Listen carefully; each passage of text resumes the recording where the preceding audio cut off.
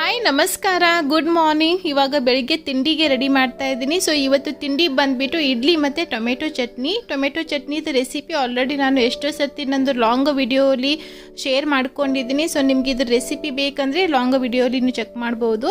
ಹಾಗೆ ಇವಾಗ ಮಕ್ಕಳಿಗೆಲ್ಲ ಎಕ್ಸಾಮ್ ನಡೀತಾ ಇದೆ. ಸೊ ಹಾಗಾಗಿ ಹಾಫ್ ಡೇನೇ ಸ್ಕೂಲ್ ಇರುತ್ತೆ. ಬೆಳಿಗ್ಗೆ 7:30 ಹೋದರೆ 12:30 ಬಂದುಬಿಡ್ತಾರೆ. ಸೊ ಅದಕ್ಕೆ ಬೆಳಿಗ್ಗೆ ಟೈಮಲ್ಲಿ ನನಗೆ ಲಂಚ್ ಬಾಕ್ಸ್ ರೆಡಿ ಮಾಡೋದಿರೋದಿಲ್ಲ, ಬೆಳಿಗ್ಗೆ ತಿಂಡಿ ಅಷ್ಟೇ ರೆಡಿ ಮಾಡ್ತೀನಿ. ಬೆಳಿಗ್ಗೆದು ನಂದು ಕ್ಲೀನಿಂಗ್ ಕೆಲಸ ಎಲ್ಲ ಮುಗಿಯೋಷ್ಟರಲ್ಲಿ ಮಕ್ಕಳೆಲ್ಲ ಬಂದುಬಿಡ್ತಾರೆ. ಹಾಗೆ ಇವಾಗ ಸಮ್ಮರ್ ಬ್ರೇಕ್ ಸ್ಟಾರ್ಟ್ ಆಗುತ್ತೆ. ಮಕ್ಕಳಿಗೆ ಸ್ವಲ್ಪ ಬ್ಯುಸಿಯಾಗಿ ಇಡೋಣ ಅಂತ ಯಾವುದಾದ್ರೂ ಕ್ಲಾಸಸ್ಗೆ ಹಾಕೋಣ ಅಂತ ಅನ್ಕೋತಾ ಇದ್ದೀನಿ.